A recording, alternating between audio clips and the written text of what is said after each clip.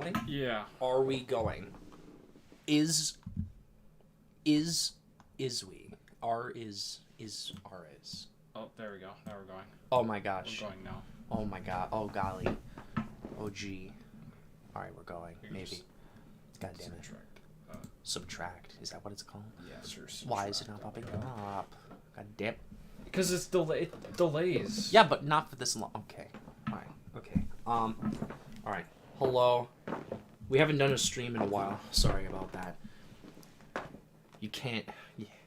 We haven't hit the grind set like we normally do. I'm sorry, Sigma males. We failed.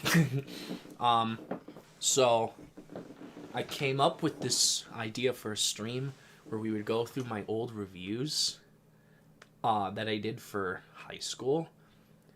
And I wanted to see if my thoughts have changed. And I wanted to hear your thoughts on the movies, if you haven't already talked about them. Or maybe you have talked about them, but your thoughts changed as well. So, this was like the school news. So, it was like kind of awkward. And you had to script everything. Or you didn't... Technically, you didn't have to script everything. But Jake, who was on the podcast, did reviews before me. And he did things kind of offhandedly. And it's not that they were bad. It's just some of them were short. Some of them were long. There were a lot of pauses, I remember, in some of them. But I will say that his always got more love than mine did. Because his personality was a lot more chill. Mine was kind of high maintenance. It's fine though. So. Oh fuck. Squeeze me? Oh. Yeah, anywho. So we can do a bit of news before we do that. Stuff we didn't do on the pod. The pod. Because we try to keep them short, but then they go long anyways. Like 2.5 hours. But I'm glad they're not like 3 anymore. Yeah. We've been pretty consistent in keeping it less than, especially 4, but like 3. We've been good at keeping it like 2 to 2.5. We've been getting pretty good at that. So, we could start with Fantastic Four.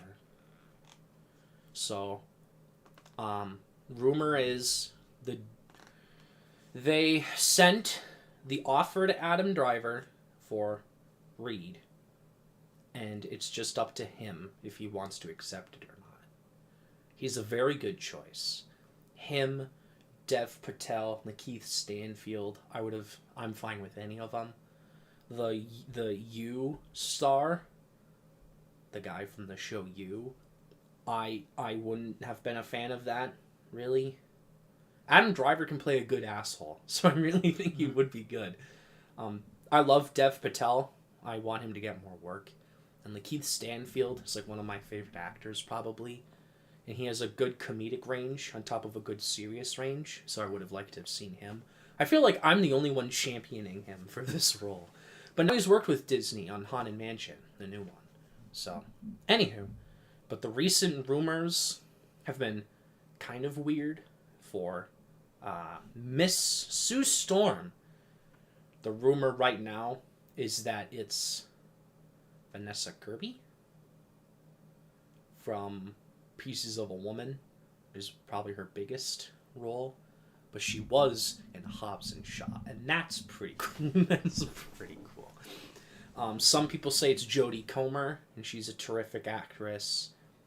But now there's this new rumor that just popped up that's saying it's looking more and more likely that it's Mila Kunis. Meg from Family Guy to be Sue Storm. I don't know what she looks like in real life. You don't know? No. Here. Never seen her in anything outside of Family Guy. There's a Family Guy. This is what she looks like. She was also in Ted. Oh, yeah. Yeah. I mean, There was also rumor that it could be Amanda Seyfried, which, I mean, look, these are good actresses. It's just, I need to see the chemistry between them, you know? Yeah, because it's a family. Yeah, So and I like... think that's what you should be going for. And like, they hire so many amazing actors, and then they're just bad. Like, it's... Marvel just has a really cool tendency in doing that, you know? So, yeah. There is nothing on The Thing or Human Torch yet. Yeah. Anyway, what do you think? I heard they were looking for Austin Butler for the Human Torch. That's not a bad choice. Yeah, that's the last one I heard about Human Torch, at least. I think that's the last Oh, Fantastic Four rumor. Years ago it was Zac Efron, but the fucker's almost 40. Yeah. He's in his 30s. Like, we don't need that. We don't need that. I do like when Sue is older.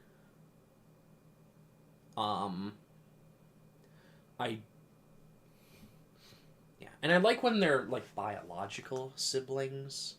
It's weird what they did in the other one where they were, like, step family. That was kind of weird. That didn't really make sense to me. But...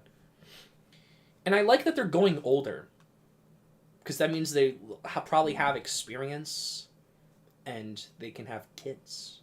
And I like when they have kids. Because it makes them more of a family, you know? But if Austin Butler is gonna be Human Torch, he's like older than Tom Holland by like a decent amount, like a couple of years, like 5 or 6. So they can't be in like college together. It's like the banter that a lot of people want from like Amazing Friends or something. That can't be there anymore. Amazing Friends. I watched that actually, or some of it, not all of it. Firebird. Yeah. Iceman was a part of that too, right? Mm-hmm. Yeah. Pretty epic. Yeah. Very old, tiny. Yeah. Very old, tiny. I watched the 90s show. That's what I watched. A couple episodes of the 90s show. I never got into the 90s show. So. Because it's wild. not... That's what I hear. I remember the meme. Which was like, no! And then he's like reaching for like the vision. And it's like, no! That's my favorite part. Anywho. And I gotta make sure this is true, because this is like breaking news. I could be wrong, but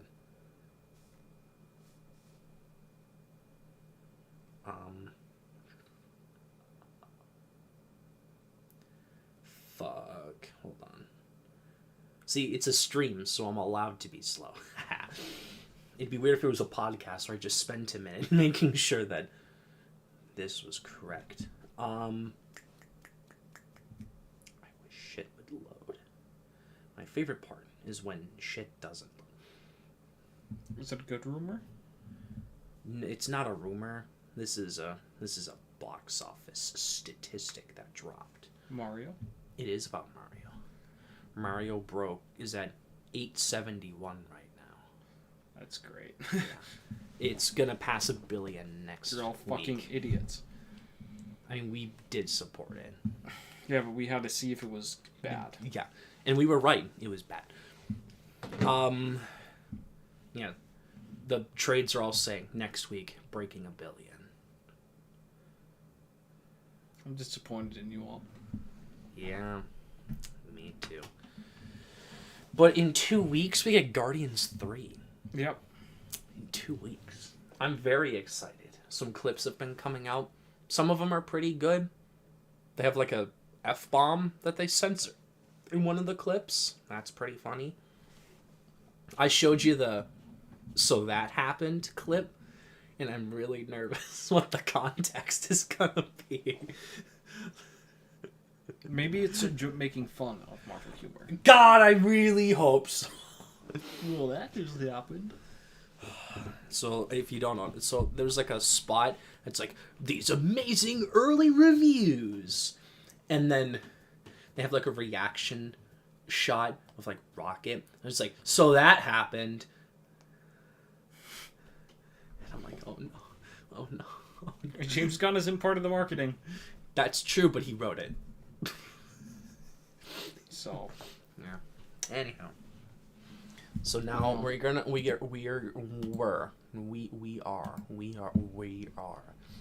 gonna start our trip. How many are there? 2, 6, 10, 14, 15, 16. There's a couple. 16 of them. Okay. So let's begin. I'm gonna pause first so it doesn't spout out the. Oh, there's an ad. These have ads. Excuse me. In a 5-hour flight, your worst nightmare is that they're wearing Axe body spray.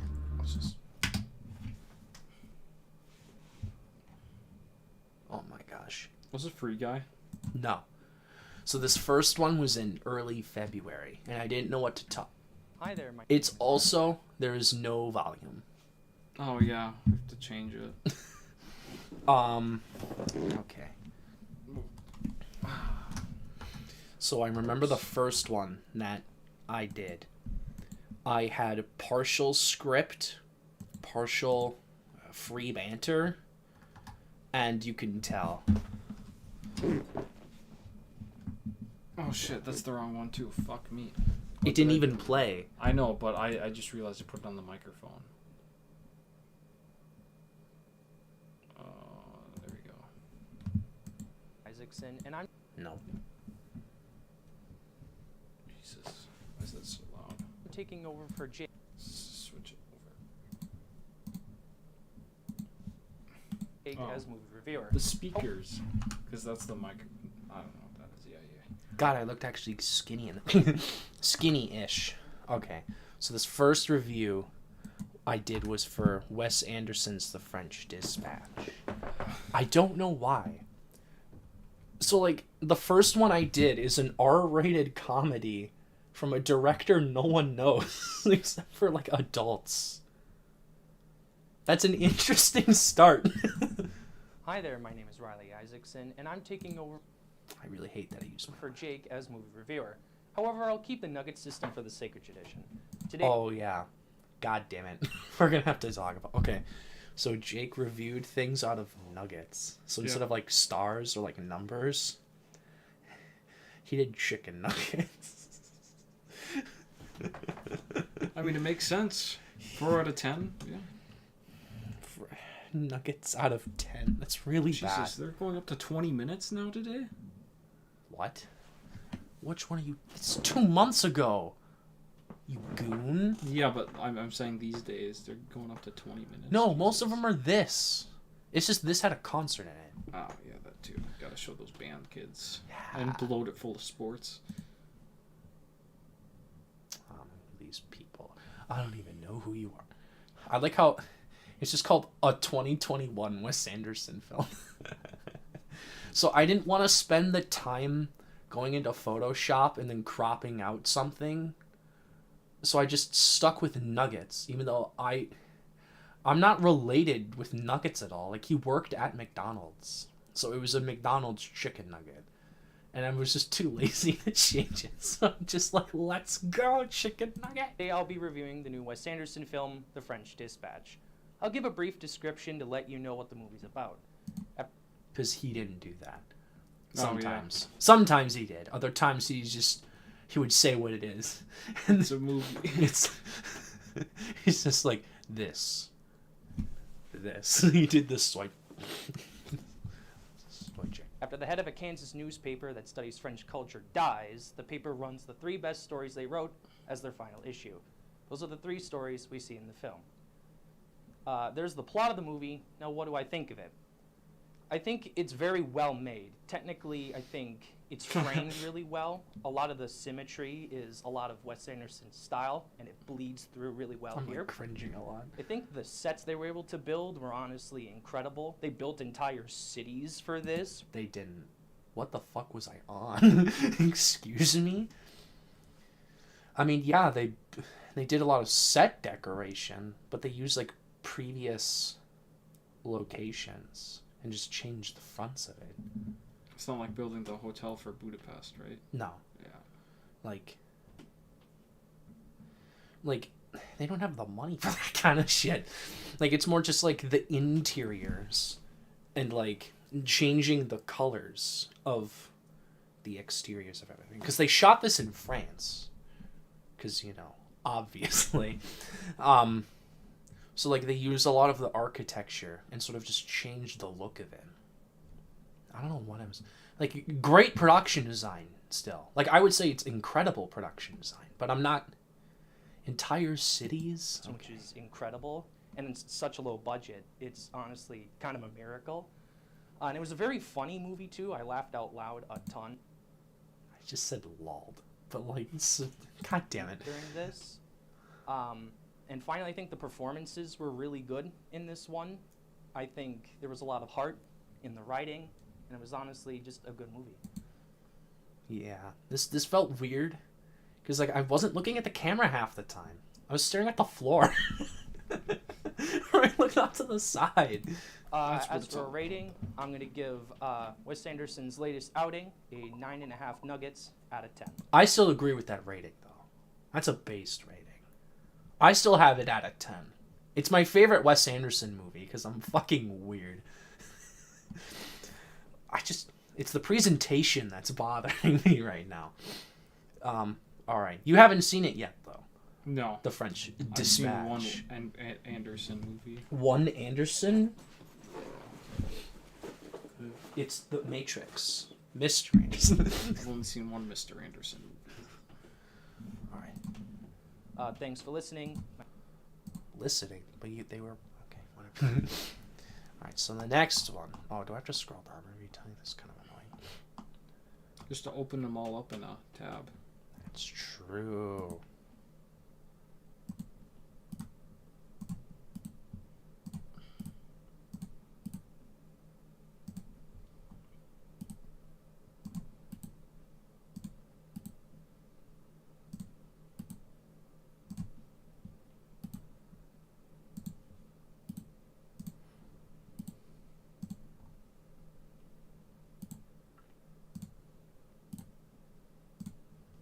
There. Okay. Ooh, this one's got tags on it. Holy video. Oh, damn. Zing.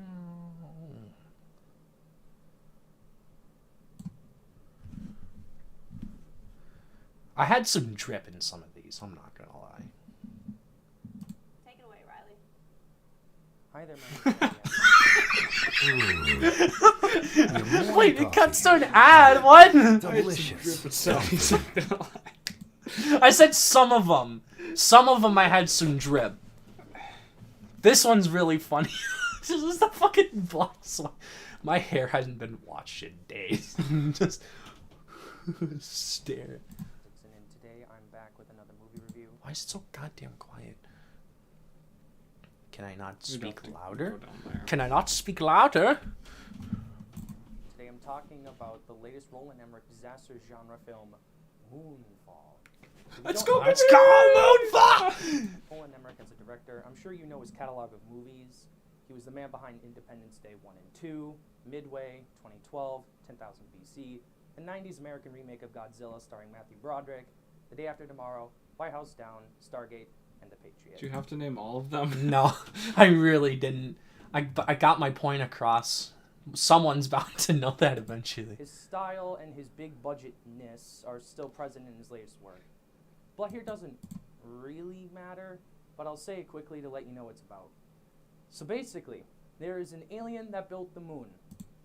I like this face. This is a funny face. I look like a deranged human. You're about to go... being. Well, after watching this, I won't be surprised. Yeah. And he's now going to slam it into the planet. And 3 people, because the people on the planet, decided to only send 3 people into space to go to the moon and defeat the alien. There's so many twists in the third act that make this very different than what I just described but I won't spoil it because that's one of the only enjoyable things that's in this movie. Now that you know the plot, what did I think of the movie? All right, so now here's where I get to the Like I mentioned before, the third act twist is super enjoyable. But kind of just Enjoyable. outside of that, It's got enjoyable because it's bad. You forgot to mention. I that. did. Yeah. All right. really bad writing, bad acting, mediocre to just straight up terrible VFX. It's got a really bland score behind it, and it teases a sequel that I hope is never made. Base. If you like explosions and stupid action, this is for you. If you like things like good writing, good characters, and decent technical elements, then this isn't for you. So for a Should rating, just said I'm if going you to give prefer mid stuff, this isn't for you. If you prefer mid. this an ironic 3 nuggets out of 10. Ironic. 3. In all actuality, it's a garbage nothing 1 out of 10 movie. Based. But I had too much fun to give it something low. I did have a lot of fun at the end of it. It's really bad. Like, I should have put it at a 2 then. Put it in the middle. Because if it was like an ironic 3, but it's actually a 1, just put it at a 2. It's so funny. It's really bad. But like, I agree. What did you think of? We talked It's about pretty Moonfall. bad. It's really pretty bad. bad. I think There were moments where I was half asleep, but then once when the bat, like, what would Elon do? That's when Elon. sort of jump up, like, boy, that has not aged well at all. That wasn't even Yeah, cool back then. no. But still, man, especially Rip. now. Jesus. No one talked about Moonfall, bro. I know. It sucks. It's an underrated indie gem. Oh, fuck. Oh, they got rid of the tags. Damn. Rip. It was too much work. Hi there, my name is... This isn't my drip either. It's coming. My drip is coming. He's cooking. I'm glad we Today, got a instead look. of reviewing the hotly anticipated sequel to the much-loved Tall Girl, which, by the way, my review would be too insane for anyone to truly comprehend. What? What? What? Why was I talking about Tall Girl? What the fuck? It's not about Tall Girl, by the way.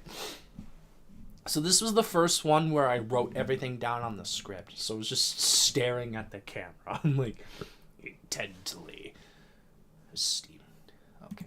Instead, I will be reviewing the 2021 Steven Spielberg readaptation, now Academy Award Best Picture nominee film, West Side Story.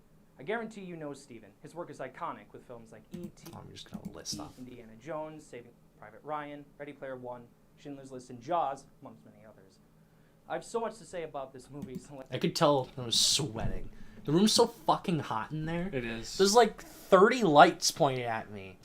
And then I have like a sweatshirt on. Like I'm sweating my ass off. And this guy, this idiot, look at this fucking goon. I shouldn't have to tell you the plot. If you don't know it, you're uncultured. There are like 2 English teachers right there that do theater that can tell you. But whatever. Damn. I mean, I'm not wrong though. It's literally just Romeo and Juliet. But like the 60s. And there's a lot of snapping. There's a lot of snapping. I'll tell you so you can act like you knew it the whole time. Set during the late 50s on the west side of New York, 2 gangs, the Jets and the Sharks, are put into a struggle amongst themselves for survival. During all of this, in a Romeo and Juliet type story, Tony from the Jets and Maria from the Sharks fall in love and want to leave all Look the at pain and violence. The height difference. It's like a foot. It's not that bad. behind. But a sequence of events causes the downfall of the 2 gangs. Before I go any farther, I have to say that this isn't a reboot. This is a readaptation of the play. This is far more evident when you see many of the changes that are made. The base story is the same, but many of the details are different. But now that you know the plot, what did I think of the movie? I gotta say, I remembered a lot of the songs very vividly. Even though I've only seen the original once like 5 years ago, the songs here are iconic and are easily the best part of the movie. From the very opening minutes, the music catches your eyes and ears and gives you a delightful... The music catches my eyes? What? Okay. of wonderful songs that will be stuck in your head for days. My personal favorite songs from this were Maria and Tonight. Outside of quite pop... I mean, the entire soundtrack's a fucking banger, though. The entire soundtrack's a banger. People... I don't know why. People don't like West Side Story. I don't get it. Like, I talked to my parents. My mom is like, what? You know West Side Story? I'm like, this is a funny image, by the way. But like, I don't know why. She doesn't like it. It's kind of weird.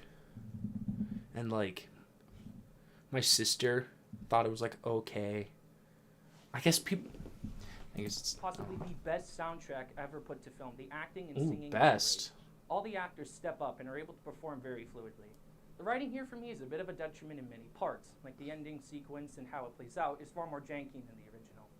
The female performance, lead performance by Rachel Zegler was incredible, and for it being her first movie ever, she does some next level stuff. I do have to say the main male lead, Tony, while good, doesn't stand toe to toe with the other performers. The technical elements like the production design, how they built the slowly being destroyed chunk of the city was wonderful stuff. Arresting cinematography. Ooh, I pulled out the dictionary. Like the shot of the puddle during the São Maria is incredible. Oh, yeah. So I wanted to say effing, but the teacher thought it was too edgy. so they had to censor it. Like, what? Like, people swear all the time. Like, that's an... And I didn't even say it. It goes to show that Steven Spielberg, 60 years into his career, is a master of his craft. The direction and the dance choreography are the best looking sequences in a movie the entirety of the last year. All in all, an excellent movie, and in my opinion, is far better than the original, especially because they did the right thing and didn't paint white people brown to play the Puerto Ricans like the original did.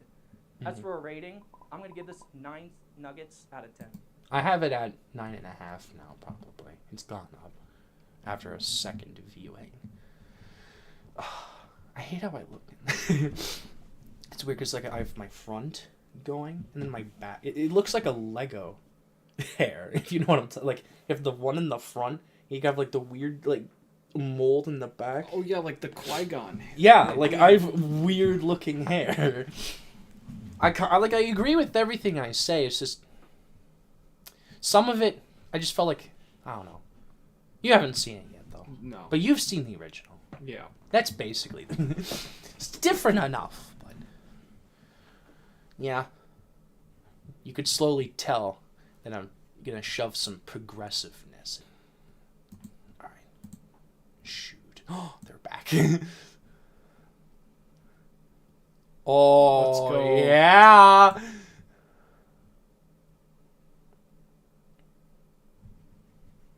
Here we go. Another review today. Shoot, I gotta go back. Sports. Take it away, Riley. Hi there, my name is Riley, and I'm back with another review. When you're on the Ad. road, you'll be glad you chose T-Mobile, covering... Let's go. T-Mobile, more like mid-mobile. 5G, more like 5 balls. I have to itch my 5 ball. That's what T-Mobile.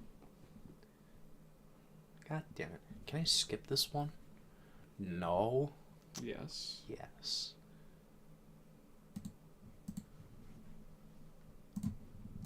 Today I'll be talking about the latest video game movie adaptation, Uncharted. This is Rip. from the director Ruben Fleischer, who did both Zombieland movies, the first Venom movie, and Gangster Squad. From that track record of me only liking one of those movies, I was assuming this was going to be a disaster. But I'll talk about that in a second. First, the plot of the movie.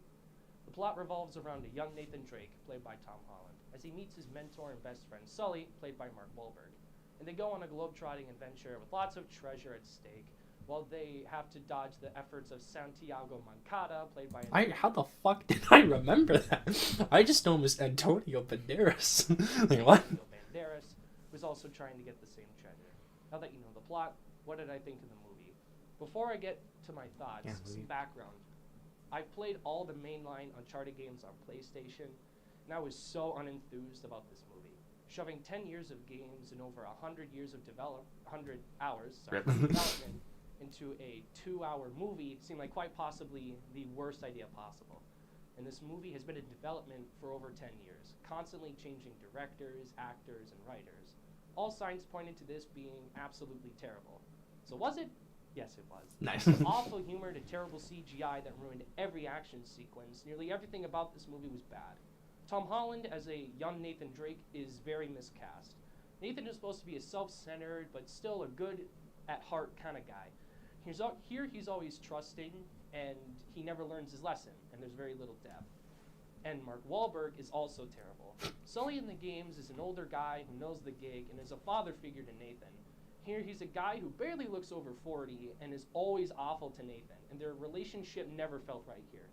You might be annoyed that I keep comparing it to the games. However, I'll point out that that is all they do. From cameos of the original actors to copying set pieces from the games to important music cues. They take heavy inspiration from them and do it worse, as well as poorly shot action scenes, obvious plot twists, and a bad cliffhanger that teases a sequel I hope is never made. The few things I enjoyed were the structure of the story, escalating to grand pirate shenanigans that are very fun to watch, as well as the cameo from the original actor from the game who plays Nathan Drake being a fun surprise that I enjoyed a lot. All in all, an awful movie with very little in terms of things I liked. I'm going to give this latest release a 2 nuggets out of 10. Thanks for watching. My name is Riley. Yeah, that sounds about. That's about right. Yeah. I don't remember anything until the end. What about the ending? Do you remember? The pirate ships in the sky. And the helicopters. That's really dumb. Like, the games are dumb, but like they try to ground it somewhat in reality. Like, floating pirate ship battles. Like, Why are there pirate ships floating in the sky in the first place? helicopters. I don't remember. Oh yeah, they're carrying the. How can a helicopter lift a fucking pirate ship? Please explain this to. Well, I guess it can lift a tank. Okay, that's. Oh, never mind. Staring off to this. It looks so sad. Nothing's changed. 10 years for this. I've waited 10 years for failure. These two look very unenthused. Let's go. Oh, they keep changing. Oh, and then the tags are gone. Oh gosh, this one. Okay, this one's gonna take forever. I spent 3 minutes in a 10-minute video.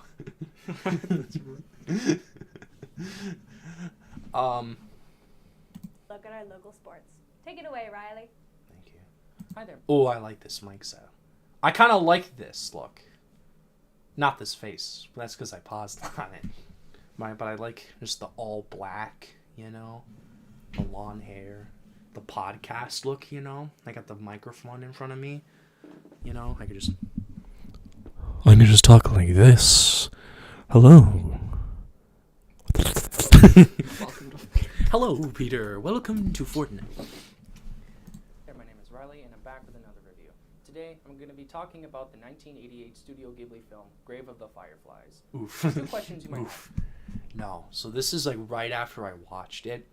I don't even remember what I had planned at first, but I immediately scrapped it and then wrote like a 4-page, like a 2-page script, and then just 3 minutes went by, and yeah, I mean it's One, still. what is Studio Ghibli? And 2, what is Grave of the Fireflies? Quickly before I get into that, this is a difficult movie to find. To watch it legally, you have to have Apple TV or Vudu, or maybe just a physical copy of the film. However, I saw this film uploaded for free on YouTube, which is still there. Watched it illegally. Yeah, that version is gone now. The only version that's up's the English dub. I mean, it's still a good version, but like, if you can, the original's better. Now, what is Studio Ghibli? Studio Ghibli is a Japanese animation studio that has been around for a while. Ever since the 60s, they've been making shows, and since the 80s, they've been making movies. Well, they've been making movies since the 80s, too. Or the 60s. Because, like, one of Miyazaki's first works was in, like, the 70s. Or something. That's kind of... struck audiences with their style and charm. Things like Ponyo, Spirited Away, My Neighbor Totoro, Princess Mononoke, and Howl's Moving Castle, along with loads more, have come from this studio. Now, what is Grave of the Fireflies? Grave of the Fireflies is a semi-autobiographical Japanese short story from the 60s. The story, set in the final days of World War II... Well, I should have said it's based off of that. Because, like, it is, but, like... That's not what this is. This. Follows a young boy named Seita and his even younger sister, Setsuko, as they have to survive the horrors of war, including disease, the lack of food, and losing all they have. That's all I want to say without giving away spoilers. I just want to preface this by saying that this is quite possibly, one of the most eviscerating experiences I've ever had when watching a film. The relationship between the two main characters is so well developed and so real. It truly is the linchpin in the story, and I'm glad they got the development they needed. The film in the second half is super devastating. These two kids are put in these circumstances that no kid should have to go through. As this 10-year-old boy has to become a man and protect his sister while making... I didn't know as much about the story of difficult decisions that in turn is slowly killing them. The film itself in terms of plot is simple, but the themes and the imagery, what's conveying under the surface is really... I hate that I said that. I sound so fucking pretentious when I said that. What's under the surface? The themes. Like, bruh. Something most God damn it. animated films will never touch. Comparing these children to the Fireflies themselves is so emotionally resonant and makes sense for the plot. The animation is incredible. Every detail, even ones that aren't necessary to animate, are really well animated and have a bleakness and at the same time a sense of color that most films in live action are never able to capture. The film also has one of the most devastating endings on film. It'll leave you emotionally impacted for a while afterwards. The beginning here is weird, however, you see it connect to the ending after the film is over, and everything comes together nicely. I have It's all coming together. to mention that while this isn't the best Studio Ghibli score, it's still really good. And it's able to set mood and tone really well. If you must know, I saw the English subtitle version of the film, meaning it's in Japanese with English subtitles, which may differ from other people's experiences if they watch the English dub version, meaning it's set in English with no subtitles. All in all, it's but there could also be subtitles, though. story about the victims of circumstance and the horrors of war, as well as dealing with themes that are still relevant and that we can see, especially now, to this day. And this is because of the Ukraine. This is because of the Ukraine. Right. Yeah. excellent movie with no flaws that I can say now that I've seen it multiple times that this is the best movie ever made. It may just be my Wow, that's kind of bold. Yeah. favorite movie of all time as well. And because of this, I'm going to change the rating system from nuggets to, well, I'm going to give this film 10 Fireflies out of 10. Wow, I changed it. That took me an hour to fucking crop that. I tried to get it as perfect as possible, so I had to go. Yeah. What? Yeah, 5.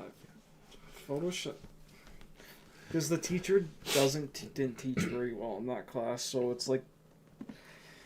I would agree that it probably is Photoshop. like the best movie ever made. Like in terms of just like pure movie, it probably is the best movie ever made. It's not my favorite. I've seen it 3 times. I don't know why. Just when you're in the mood to be depressed. I'm just in the mood to want to die. Just a little bit, you know. But like, the English dub is not as good as the original. Just the voice acting. Some of it's good, but like some of it just doesn't work. Like, but when talking about the original though, damn. Like, I don't know. Is it my favorite animated movie? Maybe? This or WALL-E, probably. Or like my top 2. And Rango's up there. Rango. Those are probably my top 3. I have such fucking weird. Rango, Mon, WALL-E, and Grave of the Fire. I mean, they're pretty close.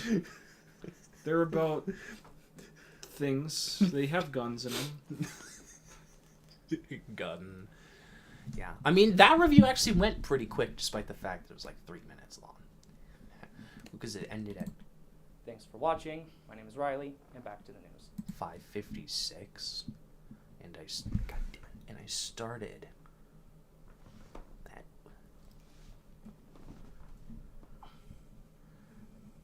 Dear God. 240. This went for Yeah, the entire podcast. the entire fucking video. Video, yeah. Whoopsie daisy. Me casually takes over the entire school news. One thing that I did like about this episode in particular was that I went into class the next day, and there were some people that were just kind of chilling there, and they were like, "Yo, what's your favorite Studio Ghibli movie?" And I'm like, "It's Grave of the Fireflies." That's my favorite. The one that I literally just talked about. That's probably my favorite one.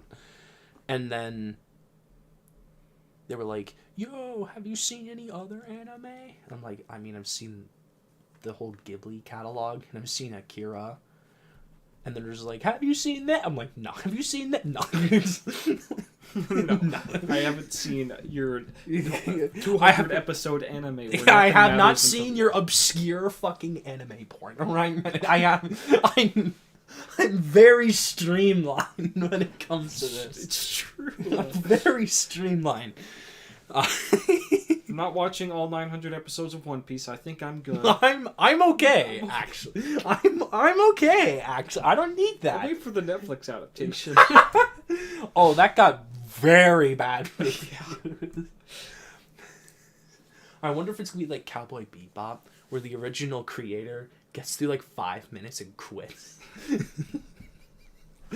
He's just like, "What have they done? They massacred my boy." Well, that's the thing. Yeah, but Cowboy Bebop, you're adapting like One of the probably the best anime ever. And I got to like episode 9 and I was not enthused. oh, But to be fair, there's still like 15 episodes I gotta get through, so it gets good in episode 20. Okay, you just gotta get through the first 20 episodes. Okay, then it's good. Anime fans be like, get through the first 200 episodes, but then it gets really good. for one episode. And then that arc will continue in episode 465 for a 4-part episode run. I'm not saying. And the arc, they talk about him in fucking arcs. It's like, "Oh, did you get through the golden egg arc? Oh yeah, that arc was so good." Arc was so good. It was one episode. It was. Does that even count as an arc? Yeah. It does in my book. Yeah. You haven't seen it yet. Mm-mm. Would you ever see it? If I ever want to work my way up the Ghibli leaderboard, maybe if I'm in an anime mood, probably. I don't know. If you're in a mood to just want to cry. Yeah. Maybe I've hyped it up too much. Because I said shit like this.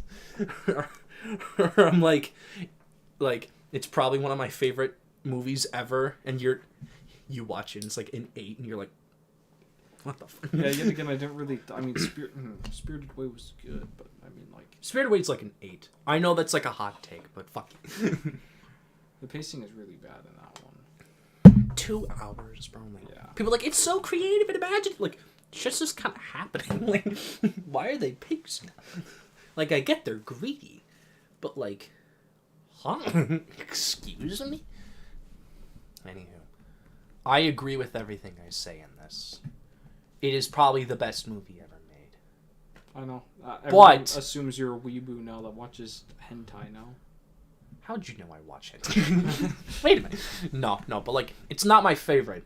That's changed, but I'm just waiting for one in particular that's gonna get really funny. Oh, the tags are back. They keep disappearing and then reappearing. Which one's this? What? Oh yeah, this is a good one. Here comes this Batman. Fuck. Go back. Deranged.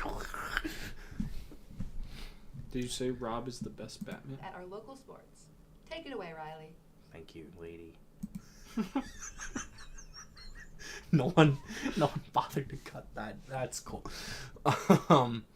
Okay. Okay, so this next one's for the Batman. I had a 3-page script for this. 3. And I ran through it in class. It took like 5 minutes. And I'm like, I can't have a 5-minute long segment in this video. So I had to cut it to like a page and a half. So it's a bit choppy. Hi, my name is Riley, and today I'm going to be talking about the latest Batman movie. Here comes this Batman movie, being more of a movie like David Fincher's Seven or Zodiac. It was a very intriguing concept. That's kind of cringe, bro. I mean, I'm not wrong. Yeah, you're not wrong, but like bro, it's literally Zodiac. It's man. literally Zodiac. 7, bro. I mean, it is. Have you seen Zodiac or 7? I've seen the first hour of Zodiac. I've seen 7. This is just 7. you have the guy that teams up with the black guy as they go around the bleak, rainy city as people are getting picked off by a guy in a mask who ends up getting caught at the end, even though that's not the ending. The ending happens later when the big twist reveal happens with the guy in the mask that has now been revealed. And there's a female character that's a romantic interest, but is also a part of the plot that deepens it in a way that you wouldn't see coming. In 7, the lady's head gets cut off. And in this one, she has details on Carmine Falcone. And then you have the suspects along the way, Penguin, or the guy that they caught in 7 that was like the fat guy, but it wasn't the fat guy. It was a different guy. It's just 7. It's just 7. Concept that I was excited to see. But before I get to my thoughts, here's the plot of the movie. The Batman follows, well, Batman. No. No way. 2 years into his career, he is tasked with solving a string of murders, all of which have a connection. Riddles are left at the crime scenes. Now that you know the plot, what did I think of the movie? Going forward, there are no spoilers. I really enjoyed it. For starters, this movie is 3 hours. I saw it 3 times. It got better each viewing. Did I see it 4 times? Did I? Fuck, I might have seen it 4 times. Long. I definitely felt the runtime, especially near the end. The pacing is Loser. purposefully slow and allows development, which is absolutely necessary. This is a detective mystery first, superhero movie second. However, during the final 20 minutes, they throw out everything they just set up to become a basic superhero movie. And for me, that killed a lot of the impact that they had tried to build the majority in the movie. Like, kind of. Like for 10 minutes. Yeah. I kind of over-exaggerated that. Because then it goes back to... Because it is a superhero movie, you know? Like, it's not like... I don't know. It's kind of... It's not as formulaic. No. But it's kind of weird. And, like, yeah. In terms of structure, it's very well thought out. However, there are a couple of side plots that barely get explored and made those plots in the movie feel kind of hollow. There is very little action. What they have for action is good, but there isn't much of it. Now for the characters. Is that a criticism? Explain yourself. I think the lack of action works for the movie. And there's actually plenty. There's a couple of fights at the Penguins Club. There's the greatest chase in fucking movie history. The Batmobile. You had the entire, 15-minute ending. You had, the... Does it count as an action scene when Falcone gets fucking shot? Or, the scene before... No, not the scene before. Yeah, the scene before that, when he's, attacking Catwoman and stuff. yeah. Then there's, the stuff at the police station in that chase scene. Yeah, there's plenty of action. I don't know what I'm talking about. Robert Pattinson is the best live-action Batman, period. Basically. He commands the screen with his presence. And in this version, he's always Batman. Even when he's Bruce Wayne, he's always looking for clues and investigating crimes. We've never seen Batman as the world's greatest detective, so seeing it here was really cool. For the villains, the Riddler was my favorite. He had a disturbing voice and a nice influence from the Zodiac Killer in design and practice, and that made him very scary. And That made him very scary. Why do people say he is the weakest part of the movie? Bitch. You wanted him in the movie. You wanted the Riddler You got the best version of Riddler you could possibly get. Like, what? Like, excuse me? That's like a... Yeah. Catwoman. She's a very good character in the movie, well developed and well performed. The others are kind of... That's it. That's all I have to say.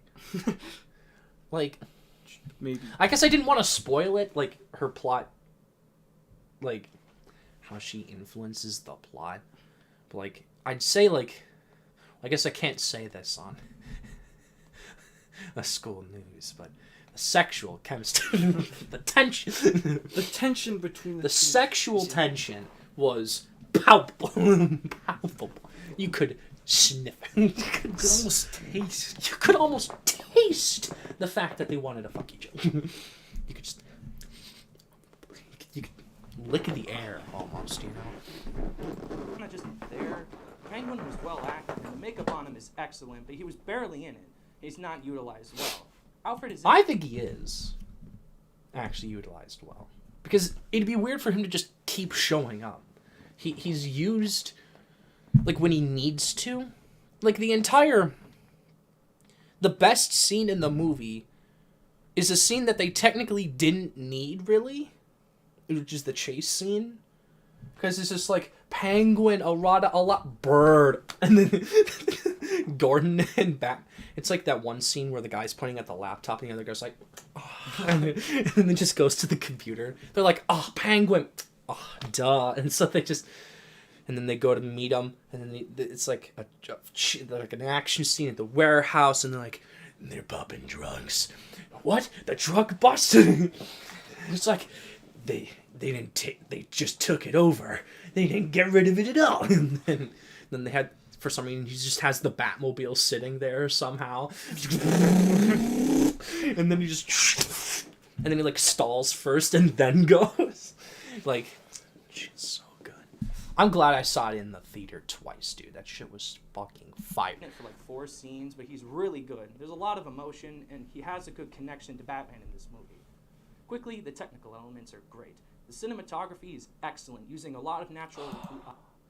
And Elvis got it for fucking Batman, fucking kid. Roger Deakins. Whatever. Empire of Light. Why did Empire of Light... Wait until you get to Planet of the Apes. I'm telling you right now. You're going to be like, God damn, I should have never doubted Matt Reeves for a second. Lighting, and it has a great sense of color. I should say, not Planet of the Apes, but Dawn Dawn and War. And War is underrated. People don't like War, from what I hear. Fuck you then. People think it's mid. I think they are mid. Fuck. I think they are mid. They are mid. Their opinions are invalid. Excellent, using a lot of natural lighting, and it has a great sense of color. Orange. Orange. That's it. That's the one color in the fucking movie. Has a great sense of orange. What the fuck did you do?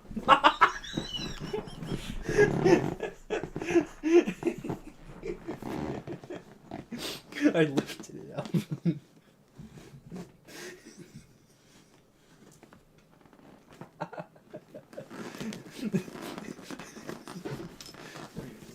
I'm confused.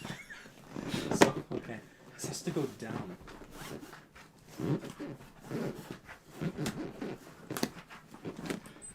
Like that. That's how I did it. I just... Wait, it's a butt thing now? I thought it was a headrest thing. It is a headrest. Then why do you have it in your butt? Why did you put it down first? It was there the whole time!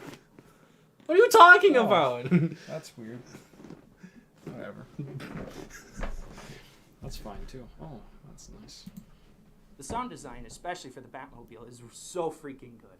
The score by Michael Giacchino is also great, but they played the main Batman theme a bit too much for my liking. Gotham here looks excellent. It's never too much.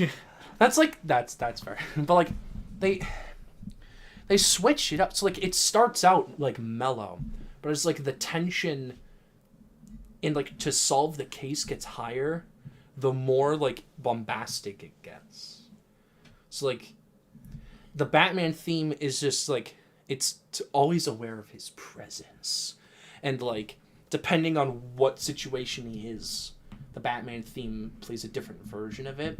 But like I get why I had this complaint, because that's like a lot of the score. Boom, boom, boom, boom. You know, like that. Like, yeah, I get it. Excellent. The dirtiest and grossest it's ever been, and I love it. There's All in also all, a the very remix theme too. Oh, this is fucking slave. good start to a new Batman universe, and I'm excited to see what they do going forward for this version Everything. Doing fucking everything. of the character. I'm gonna give the Batman 8 Fireflies out That's of it. 10. Yeah, it's definitely I'd give it like 9.5. It's my third favorite movie of last year. I know, crazy. A comic book movie's in my top 5. It's when it's good. I know. It's probably your second favorite Batman movie. Why No. so serious? See, I have to rewatch The Dark Knight because it feels like a weird.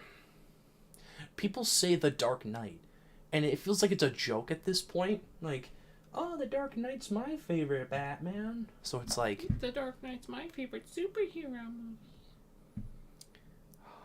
what is my favorite? It switches between Logan, Guardians, the Batman, Spider-Man 2. It's Hancock for me. That's great. I don't have any. I have like a couple of complaints about this review. It was short, and I get why, like where my points were coming from, but it's gotten better. Yeah. You saw the Batman. You've talked about the Batman a little bit. Batman. How many times have you seen it twice? Yes, you said- I've seen it twice, and Yeah. then I tried watching it again. It was because I had to stay up for a doctor's Oh, appointment. yeah. But Wait, did you see it twice in the theater? No. No. No. This was the I didn't see first it once. movie I had ever seen in a theater twice. Even like Endgame, I just saw it once in a theater. But this was like, I saw it opening weekend with my sister, but my mom wanted to see it, so the next weekend I saw it with her again. And the third time I saw it was by myself. It was on HBO Max when I still had it. I rewatched it, and then the fourth time, which I thought was the third time, I saw it with my dad. And we have like a 4K TV and like surround sound system. So like we played it movie theater style. So that was pretty fucking epic. He said he liked it, but it was just too long. But it's like, I really wouldn't have cut out a lot of that movie, because like a lot of it fits together like a puzzle. It is like a puzzle. It's like a puzzle piece. Thanks for watching. My name All right, next one. Oh, I like that the tags are still. It's like a good thing. Tag. Oh. Let's go. This one got me into some hot water. All right, so this next one I did was for Pixar's Turning Red. I also had. Taking a look at our local sports. Take it away, Riley. Oh, it's loud. Hi, my name is Riley. Sorry, they were loud. And today I'm talking about. See, I still have that hat. It's a good hat. It's like an American flag, but with the pride colors on it. In a very, very, very conservative school. I'm just out here And with you're my shitting pride. on Turning Red. Exactly. You're getting both of them. I know. Wait, was this a liberal movie? I'd like to think it is. It does twerking. Is that why? Yeah. The newest Pixar movie, And it's Turning Red. more breaking away from tradition. Tradition. How though? Conservative is traditional values, and liberalism is breaking away from traditional values. So I'd consider it a very liberal movie, but Yeah, but it was bad. It was bad. So literally, after I did my review, because I shot them a day ahead, so they could play the whole thing live as like a clip that they would play on the timeline. So I recorded it a day in advance, and after I did the review, the women in the class like, what gives you the right to talk about women periods and shit? And I'm like, that's what the movie's about. Wait, what the fuck? Like, I had to defend myself because of right here. I'll say in the video, but There isn't much for a plot, but basically a girl named May discovers she has a family curse that turns her... Much for a plot, but basically a girl named May discovers she has a family curse that... I did, but it's like really low on the frame. That turns her into a giant red panda. And the movie follows how she uses this ability, and that's it. Going forward, there will be spoilers. You have been warned. Maybe the movie's biggest problem is the inconsistent use of the red panda. The film is very explicit in telling us that the red panda represents sexual awakenings as well as the start of womanhood. That sentence right there got me into so much shit. the death sentence. I mean, you're wrong because they ditched that. Well, I get to it later. I get to that later. It's like, yeah, hold on. We see this with the talks of periods, a totally natural thing that occurs, and the theme itself isn't my issue. My issue is when they throw that out the window and she uses the red panda to get money for a boy band concert. See? See? The director talked about, like, that. Like every review, like, across the board was talking about how this was, like, about womanhood. It was about periods. It was the first Disney movie to talk about periods. And I'm like, yeah, that's obvious. That makes sense. She thinks that she's on a period when she's actually a big panda, you know? And they said, well, you said it was a curse. And I said, I had it in quotes. Like, I wanted to make sure that was in the frame because I had it in quotes. Like, it's a family curse. It's not a curse to have, like, periods because that's, like, a completely normal thing. But, like, what I mention here is, like, this was the first Pixar movie to talk about periods, you know? And it was, like, a big deal because, like, conservative people were like, oh, you can't talk about that. That's women's stuff. That's nasty. Nasty. And it's like, but women do this all the time. What the fuck are you on about? And like I said, the theme's not the issue. It's just the first third. Well, I did this in the Pixar ranking, didn't I? I complained about this. But yeah. The people in the class were like, what gives you the right to talk about that? And the teacher was like, are you sure that's what it's about? And I'm like, watch it yourself. It's fucking obvious. I didn't say it with the F word because I'm not supposed to say that.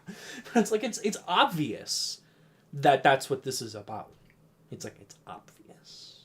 They beat you on the head with it. It's pretty explicit. And yeah, the women in the classroom were not very happy with me. But it's like, the theme is not bad. Like, that's what it's about. It's about growing up into, like, womanhood. A teenager becoming a woman, her own person. But, like, it's just so muddled through, like, the weird... Like, I get that to do that, I tried to have it be where she's trying to gain independence via the boy band concert.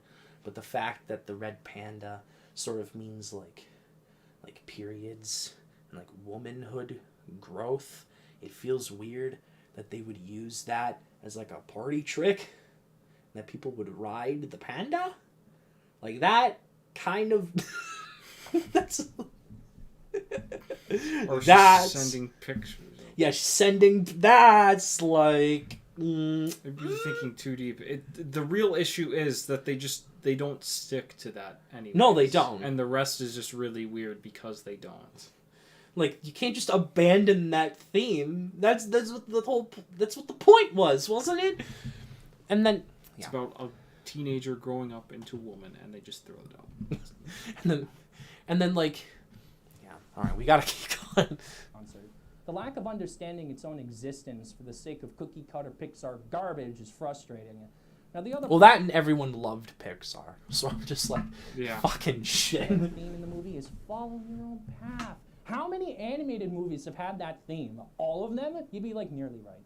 You can't keep making the same message for kids. It gets stale really quick. The side characters are so obnoxious. They barely serve any purpose in the movie other than forced conflict.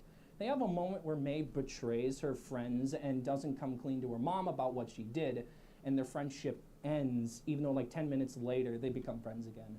Pixar refuses to stray away from a bad problem of unnecessary conflicts for the sake of inflating time. This becomes worse when they have a massive final battle, becoming an action movie with no stakes, because you know everyone's going to be fine in the end. Finally, the mom character, the most frustrating part of this movie. She acts unreasonably overbearing to the point of stupid, and for no reason, because they want to become a Marvel movie, she becomes a massive kaiju and annihilates a multi-million-dollar stadium because she was angry. And no consequences, a happy ending, movie's over. I'm not wrong. I'm not wrong. Like, I don't know if I'm like looking too deep into it, but it's like a real world, just with like this one element in it. So the fact that she annihilates a stadium and endangers thousands, just gets away with it, because generational trauma. Like, what? You can't get away with that? Excuse me?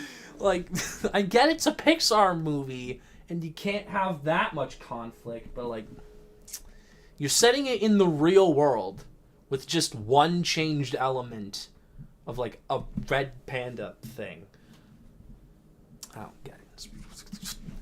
I guess I should talk a teeny bit about what I liked in this movie. The animation is fine. It's the same style Disney and Pixar have been using for years now. Round, expressive, and bubbly. I'm tired of this art style. I said the pros, and then I immediately complained about the animation. It's true. It's true though. Yeah, I mean, it's not the animation. It's the I mean, it's not because the style they use is a bit more expressive, but it looks the same as every other Pixar. It's the movie. models. Yeah, the It all models. looks the same. Circle head, out of proportion. Not really out of. Slightly out of proportion. The head is bigger than everything else. The head is Voiceover of May, the dad character is heavily underutilized, but The it does dad is a decent. chat. The dad is a chat. Any final notes I have are that the movie's really cringy, and also the Are show. we all done with the podcast yet? No. Yes. Why? We're doing something though. What do you want? I don't know. I want to play Wii Sports. It died. No, it didn't. Yeah, it did. We I can didn't. we can play the Jackbox game instead. After Later. This. Yeah. What's that? Give us You'll- like Yeah. give us like an hour. Yeah. An hour? Yeah. Maybe like 40 minutes. Dude, I have to go to bed. That's fine. That's fine. Just stay up. Okay. Alright, I guess you're in here now. Yep. I can shut the door. You You can give her reactions too. Talk Yeah. about the new news too. Oh, God. No! Yes. No! This was me. We're No. talking about the old reactions to see if our opinions have changed. No, did you look at the new ones with Frank? No, we're not watching the new ones. We're just Right. watching. There's new ones? Yeah, they Did keep. you hear us? No, not reviews. Oh, no. No, we're looking at the old reviews. Um, Yeah. Just If Riley it's working segments. is not what I want to see in a movie ever. All in all, a movie that tired me. There are too Oh, many boy. flaws for it to truly work on any major emotional level. The lack of Why does the consistent camera keep themes and a really shaking? frustrating cast leads this to being maybe one of the worst Pixar movies yet. Based. I'm going to Doesn't give look this like the latest camera, that 2.5 looks like the- Fireflies out of 10. This is a rating that I would stick with. 2.5 is what I would stick with. Yeah. What do you think of Turning Red? Did you ever watch it? No, It's not good. I've never seen it. Good. You're sparing yourself like an hour and 40 The minutes. music isn't even good. There's music. Oh yeah, there Yeah, was the music. boy band one. That was really annoying. Haha, boy band. Haha. They did that just for TikTok. They knew I'm it. sorry. Yeah. I'm sorry. It wasn't good. It's a red panda. Well, you missed the review. You'll have to go back and watch them. Oh, Ukraine colors. Look at that. Not that kid. Oh wow. Which kid? This kid? That kid. That kid. Not that. All right. Don't say any names. Don't- yeah, Because don't say we any are names. live streaming.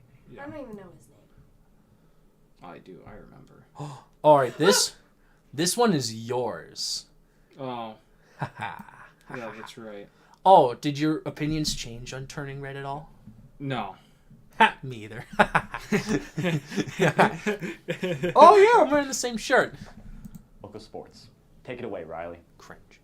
Stop wars. Haha. Look at that. I have the exact Wow. same shirt. Nice hair, dude. Thank you.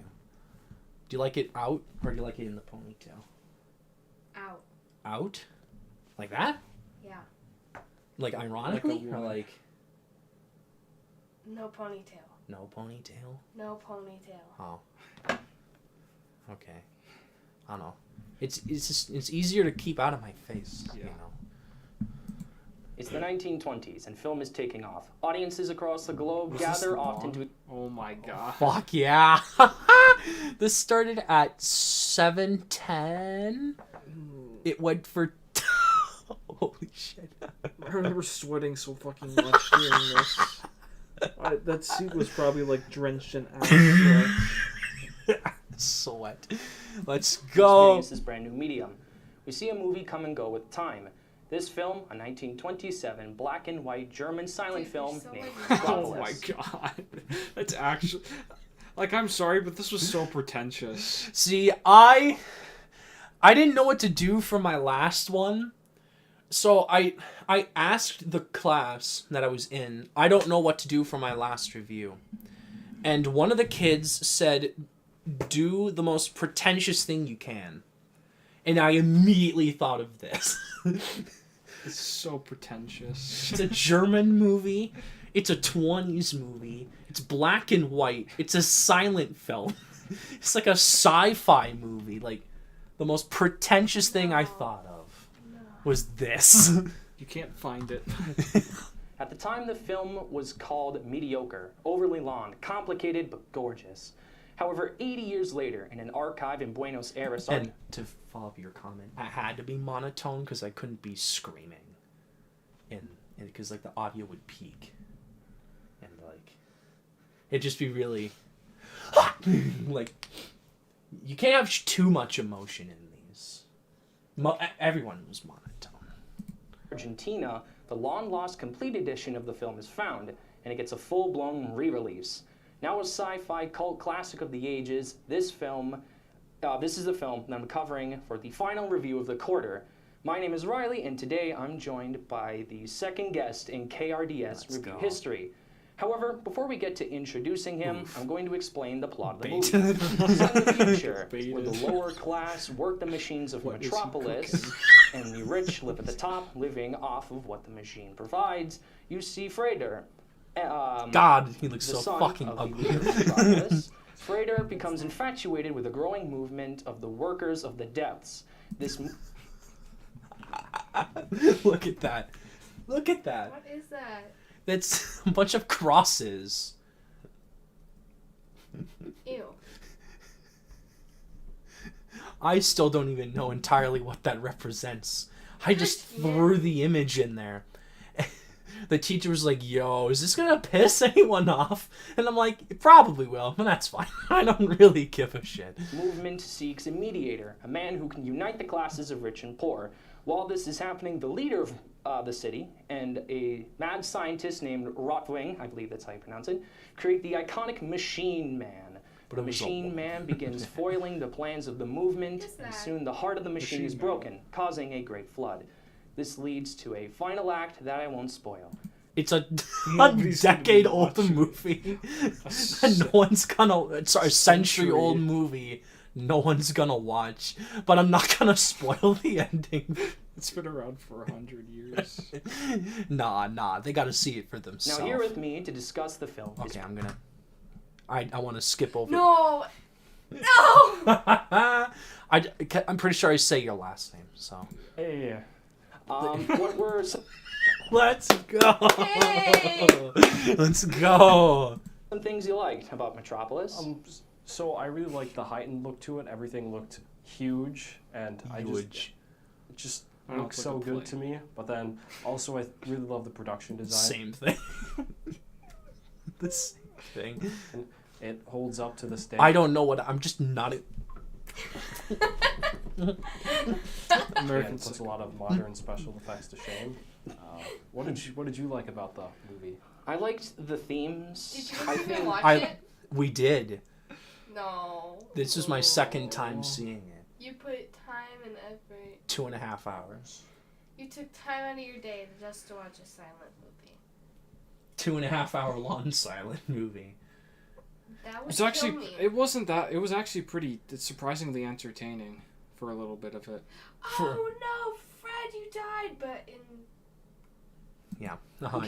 some of them are even more No important words. now than they were back in the day.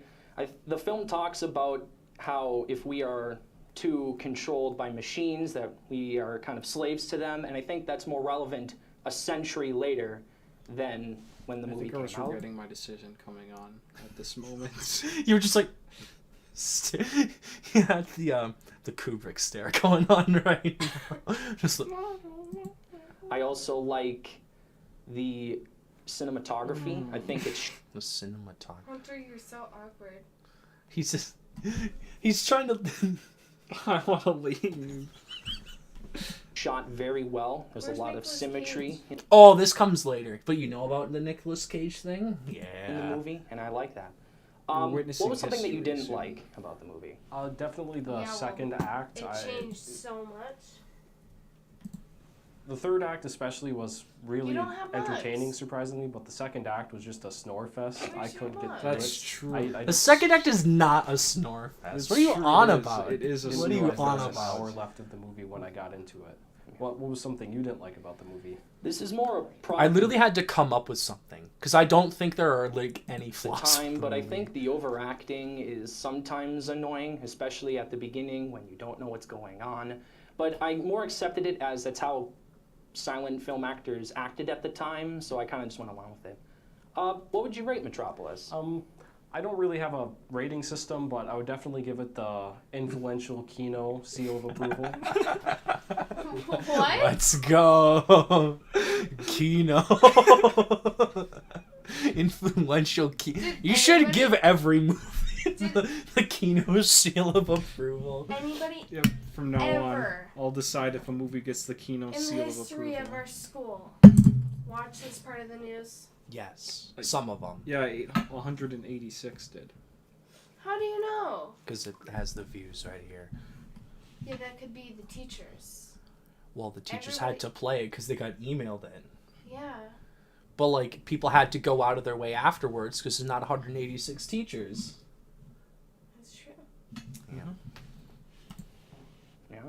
What would you give it out of your Ooh, I- Fireflies? I would give it a very solid 9.5 Fireflies out of 10. Fireflies? I'd go to a 10. Yeah, 10. What? Fireflies. Fireflies. You missed context. You missed context. What does the fireflies mean? Well, it was based off of Grave of the Fireflies, which is at the time my favorite movie. So I changed it from Nuggets to Fireflies. Nuggets was my better. Well, Nuggets were not That's for what me. they said. Literally, everyone's like, "Go back to Nuggets." I'm like, "No."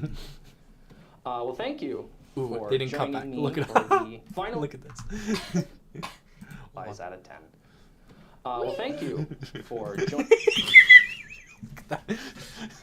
Hunter!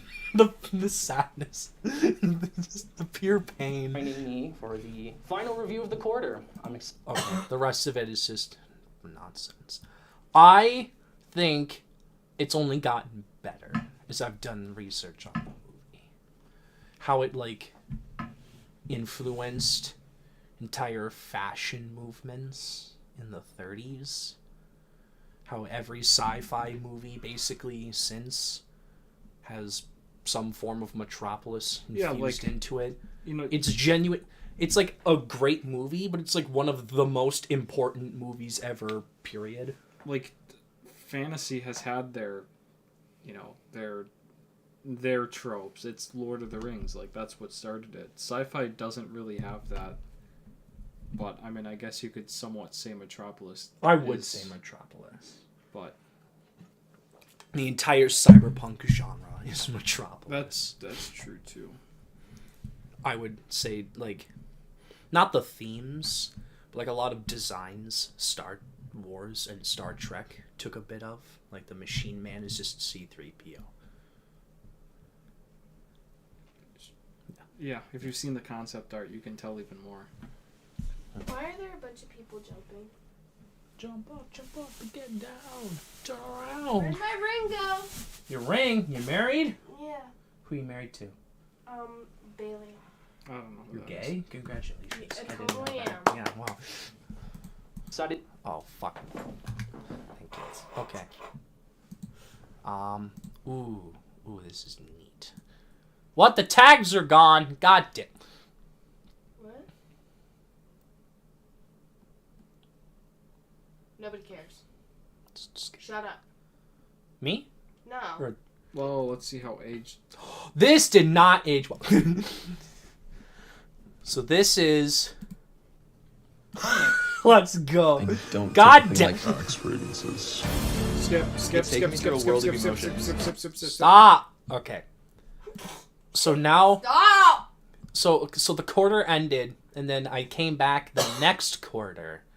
My hair was looking good in this. I don't like my gray look, but my hair was looking good in this. Gray doesn't match, dude. I'm not a fashion model, bro. I'm wearing all black right now. So am I. Alright. So, we watched Everything Everywhere all at once in a theater. And then, this is the My name is Riley, and today I'm talking about the newest film from A24, a sci-fi It didn't even fit. It didn't even fit. dramedy called Everything Everywhere All at Once. Now, you probably haven't heard of this, but the people who've seen it are freaked. I mean, in April... Yeah, that's true. I mean, That in was right when April, it came out. like... we were on the hype train before it got, like, I don't know, too popular or whatever. I haven't even heard of this movie. You are not... You're doing yourself a disservice not seeing it. It's very good. Freaking loving it. A 97% on Rotten Tomatoes That for went both down. critics and audiences. That went down. And it's the #1 highest Ooh, rated that film went of down. all That did time not on age well. Letterboxd. What It's did like 25 or something right now. I think of it. Before I get to that, here's the plot. Follows a woman named Evelyn who discovers she's the only one who can save the multiverse. She has to gain powers from other universes so she could defeat the ultimate enemy. I want to say that this was one of the best theater experiences I've had. The energy was high, and it was awesome to see people watching something I didn't think would be everyone's cup of tea. From groups of friends to couples Hunter, to old people. What in the ADHD are you doing? Playing with the battery. Oh, I thought that was Hunter. What? Oh, you're outlining the. Okay. Yeah. I thought that was Hunter. That's me. Everyone who saw it had a blast. I think that's a testament to what the writer-director duo Daniels have created for this movie. The first half is hysterical, and the dramatic moments work very well, and you actually care about the family dynamic in the film. Michelle Yeoh as Evelyn is phenomenal, and I can tell she's given one of the best performances of the year. Hey, wait a minute. Hold on. I still agree with this sentiment. Little did I know, like a year later, she would win the Oscar. That's kind of... Who? The dad, played by Ki Hoi Kwan, I Who believe also won the Oscar. that's how you say it. Yeah. So we watched a movie in April. So. It was like an indie movie. And then, like, a year later, Is it it won... a foreign movie? No. No. It just stars Asian actors. I know all Asian cast. Well, somewhat. Except for one Jamie Lee Curtis. But it does tackle a lot of Asian American, like, family dynamics that I do not know because I'm not Asian American. Cool, I don't Who care. was Short Round from Temple of Doom, was also great in this. Finally, Stephanie Su, who plays That's the true. daughter character. She was probably the weakest of the three, but she I still would agree with did that. a good job playing it. I grew on that An performance. existential person with motives that made sense. The plot being something so out there like the multiverse could have been a mess, but the writers killed it. They kept the plot easy to follow, and it was barely contradictory to itself. They also created unique versions of the characters, like one where the characters have hot dog fingers and ooze mustard from their mouths, or one where it's a parody of Best Ratatouille, picture but winner. Best picture winner. it's a talking raccoon instead. Raccoony. This film is full of absurdist humor. I love that stuff, so the humor worked really well for me. The one major flaw is the transition The bald. What the fuck? Is The bald man. between the what? first and second halves of the movie. The first half is so jokey that when the second half comes and it's mostly serious moments, it was tough to switch gears. I would like the agree, but it's not that big of an issue. No. Especially on, second and, third viewings. dramatic moments, but the tonal shift was too off-putting. Most of the A person named Puzzles. technical elements are fantastic. I Is love the that costumes. It's live? very music video style. Shouting out the Really? costumes. Shouting out the costumes. Let's Yeah, go. yeah. Love the soundtrack. I also loved the editing. How they did action scenes and actually allowing you to see everything and not cut every Well, millisecond. crazy. But then they also had the scene where there was like 100 cuts. Are you like streaming And on? All in all, it was great, and I would highly recommend it. But to we have this as the photo.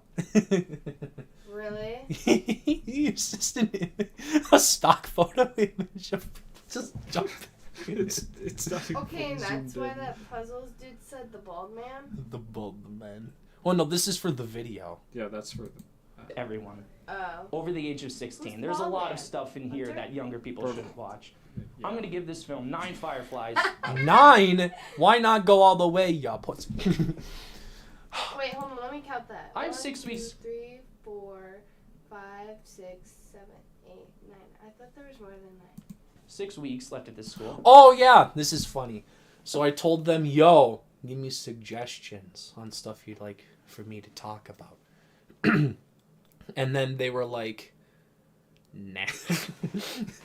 Well, I got one email, and the email was like, I still remember this. The email told me, yeah, you should only do popular stuff. Like, you should only do stuff that everyone would know about. And you shouldn't talk about the movie. You should just give it a rating. And I'm like, so you want me to just sit down, say the movie, and then say if it's good, and leave? What the fuck? I'll go watch that movie. That's not anything. That's a waste of my time and their time. Like, that's fucking useless. So, And I wanna no. improve I it. got that suggestion, and I immediately ignored it. I said, no. I'm doing my own Segment thing. as much as possible. So if Okay. Fuck, did I do one in this one? I did not do one in this one. Okay. That's gonna make this easy. Jump scare. Jump scare. He works at the gas station in South Haven, Just... and I saw him today. Okay. Oh, this one's a fun one. Yeah, this one's a fun one. I have the video games special. The video games special. What'd you review? Well, you'll see. Hi there, my name is Riley, and today Pride. The last time it was just the hat. Now it's the shirt. What was it? Pride Month. No, it's April. Pride month is June. Mm. We'll see. It's a heavily conservative place, so I just said fuck you and wore that. Okay. Yeah. Yeah, I know. I know. They are. Today I'm talking about 3 games for the video game special, as I'm calling it. The first game is the 2018 PlayStation video game God of War. Pog! Let's No. go! God of No. War! The story for this game is rather simple. You follow the Greek God of War Kratos I hate the echo in this one.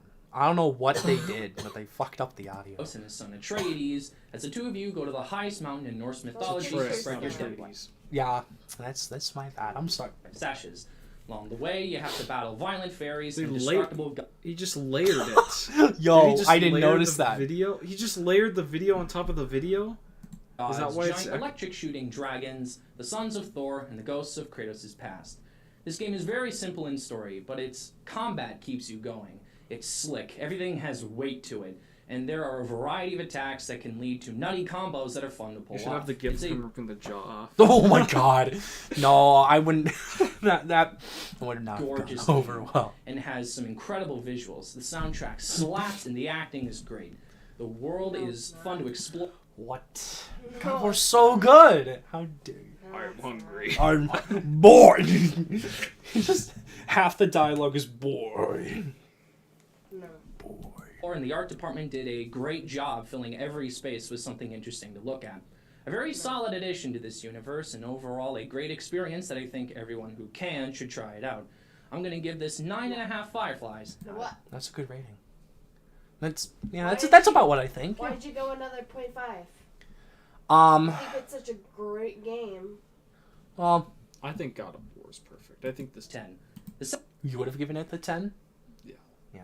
What about why? I just gave it 9.5 because like the side content's kind of lame, but I had to keep too. going. So Second game is the 2015 superhero game Batman. why did I? because you finished Arkham Knight. I did finish Arkham Knight, but I could have talked about literally any of them. I just decided, yeah, this is recency bias. Let's just talk about the third one. The third mainline game and the conclusion to the series. It follows Batman, obviously, as he has to stop Scarecrow and a new villain called the Arkham Knight from spreading a fear toxin across Gun.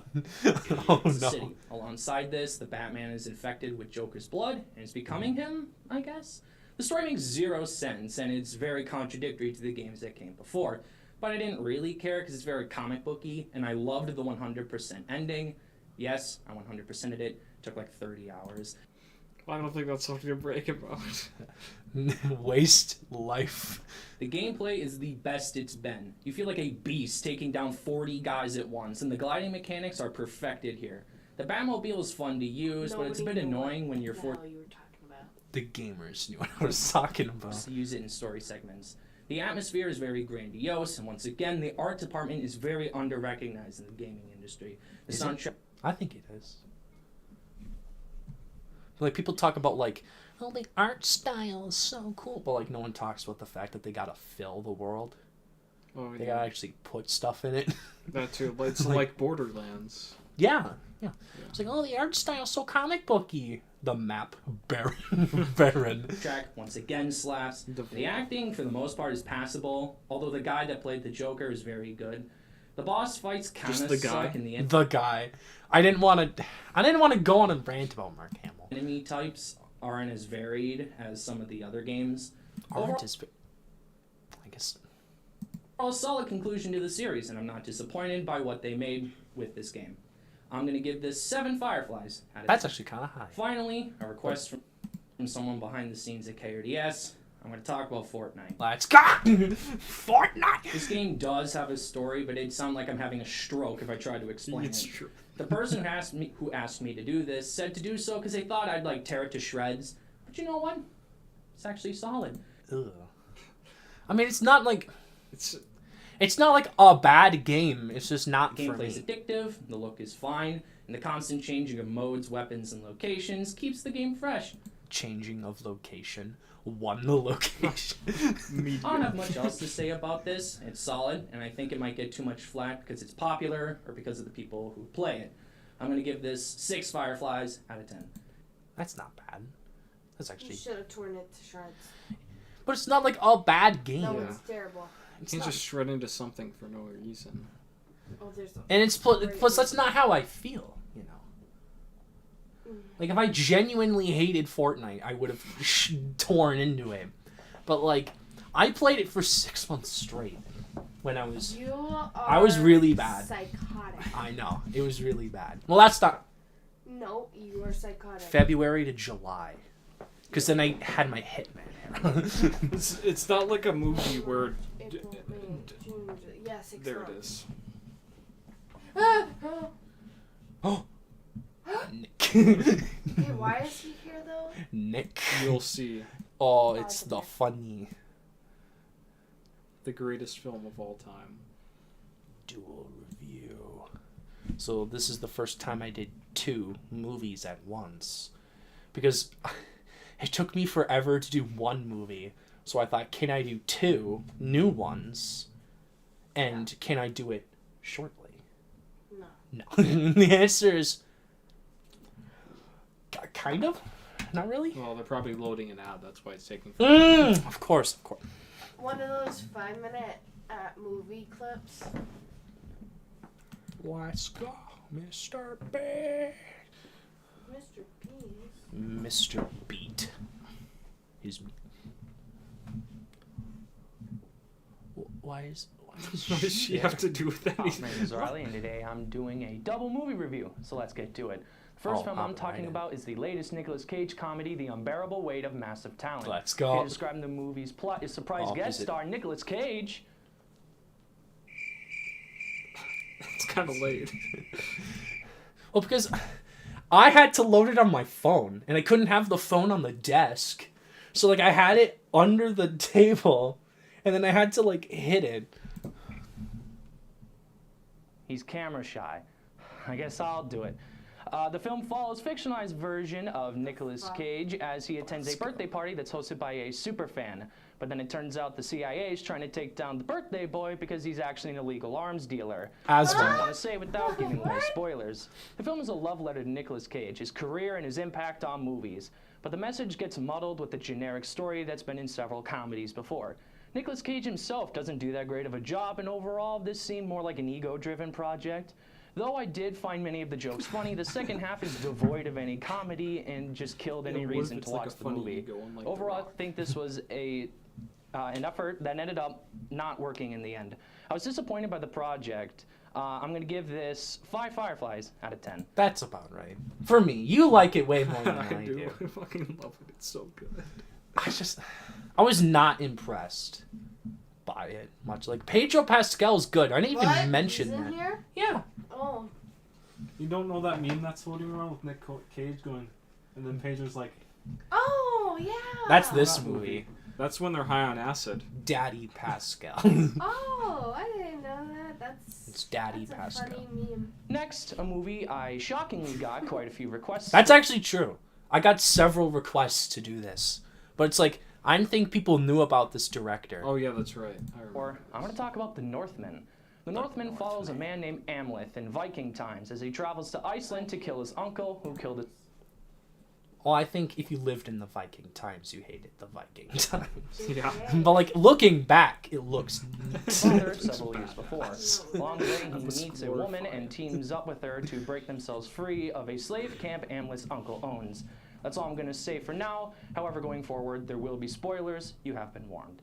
The film sounds kind of simple. immediately gets into spoilers. Nothing sounds too outlandish. However, you have no clue how much I left out. From scenes of men in the nude, battling in volcanoes, to drug-induced scenes where men act like wolves and bears, to a battle with a giant knight, to scenes of a Valkyrie sending a man to the mystical heaven of Norse mythology. This is a movie that is extremely out there, and something I've never seen a blockbuster do before. It takes this director's previous style of filmmaking, being extremely weird movies set in the past, and adds a massive budget behind it. And that ends up creating a movie that is truly epic. The fight scenes are awesome, and the main character is a beast of a human being. He truly depicts the duality of man between Does it? Well, because, like, us and animals. This film is gorgeous, and the soundtrack is fantastic. The only major gripe I have is that the CGI is kind of terrible. There are points where it's okay, but for most of it, it's pretty noticeable and is super distracting. The practical stuff, like the sets and the costumes, are amazing to look at. And finally, all the performances are pretty great, and I'd watch it to see the main character's performance alone. Overall, it's an extremely nuts movie that I really did love, and I would recommend everyone at least try to watch it. I'm going to give this 8.5 Fireflies. It sucks that it bombed, too. It was so good. That movie slapped, bro. It was very good.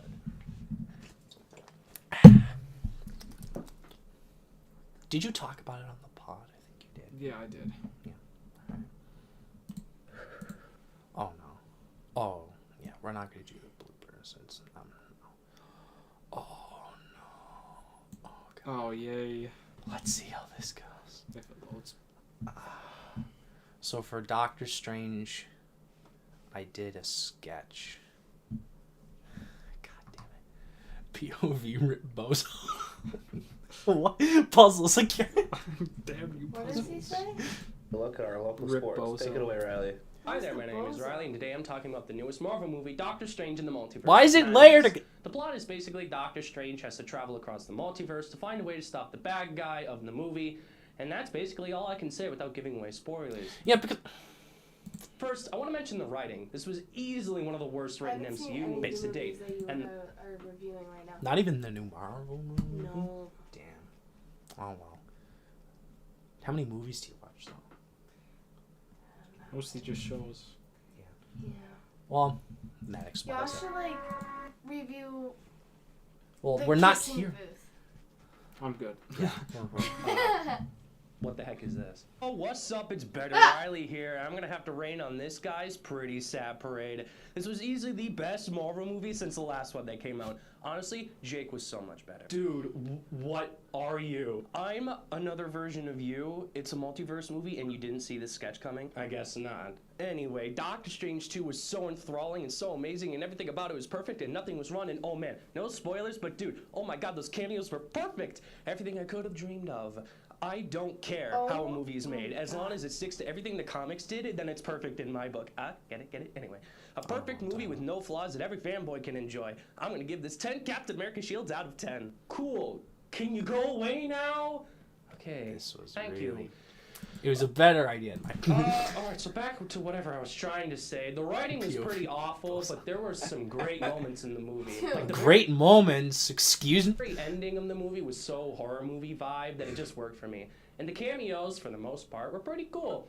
The VFX were great for most of it, but there's some that you could tell looked unfinished and sloppy. And okay, what now? Run. There's nothing good about the songs called garbage. You've got to be kidding me with this crap. What even was that accent? It's the accent I chose to have, you schluppus.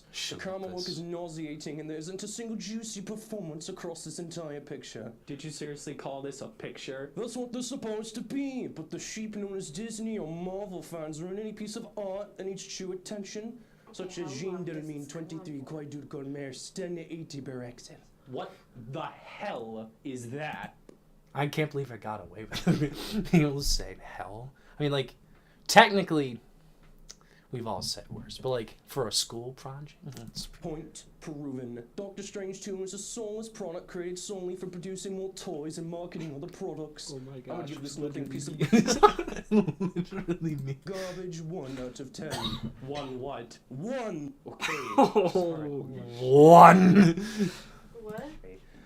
Glad that guy's gone. He did bring up that this movie is basically made for selling toys, but as a movie itself, it wasn't awful. Yeah. I like Benedict Cumberbatch in the movie, but overall, oh my god, what now?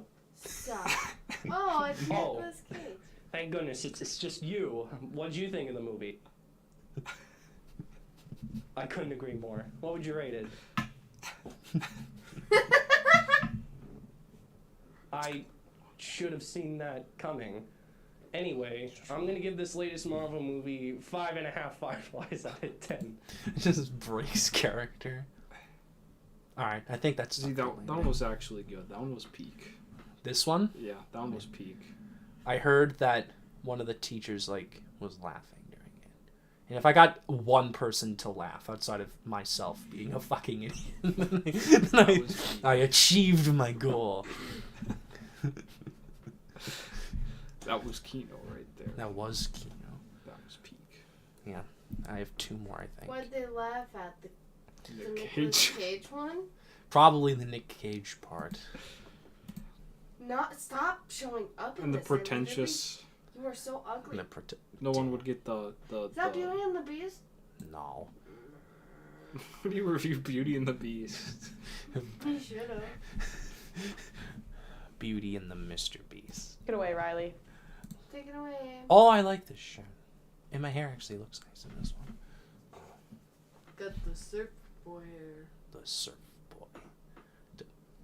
Hi there, my name is Riley, and after the chaos that was last week, I wanted to do a smaller review. One I've had on the Talk about fucking a smaller review. Crouching Tiger, Hidden Dragon.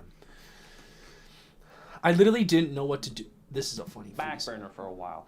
I'm going to talk about a film from the year 2000. This is the Best Picture nominated Crouching Tiger, Hidden Dragon. The film follows a young thief who steals a powerful sword called the Green Destiny Sword. She, however, decides to return it out of guilt, but then is put into a sprawling adventure full of nuts action scenes, emotional moments, and a finale that will keep you thinking. Restart the video. That's Days on funny. end. That's all I'm going to say without giving away spoilers. I'm going to go ahead and say it. This is better than the actual Best Picture winner of that year, Gladiator. This film has a romance plot you actually care about. This film has a phenomenal soundtrack with performances that are mesmerizing. The action is so cheesy and absurd that it just works with the story it's telling. It's a gorgeous looking movie and has practical effects that will always look better than anything a modern blockbuster will make. It has simple themes that anyone can relate to and an emotional core that I truly cared about. Overall, this was a stunning achievement from director Ang Lee and a must-see for anyone who loves action movies or just good movies in general. Easily one of the best movies ever made and is easily in my top 20 movies. I'm going to give this a perfect 10 Fireflies out of 10. There you go. I mean, I have nothing. I might have to recommend it on someday soon. The someday. Yeah, someday, yeah. Oh, I hate this last one. Oh, fuck. Oh yeah, that's right. So I tried to do a dual one again, but the two that I did were so weird. I did Breakfast Club, and then I did Chip and Dale. What the fuck? Why? Well, the new Chip and Dale came out, and that's the one I wanted to do, but people were requesting Breakfast Club. But because I only had one left, I was like, I guess I'll do both.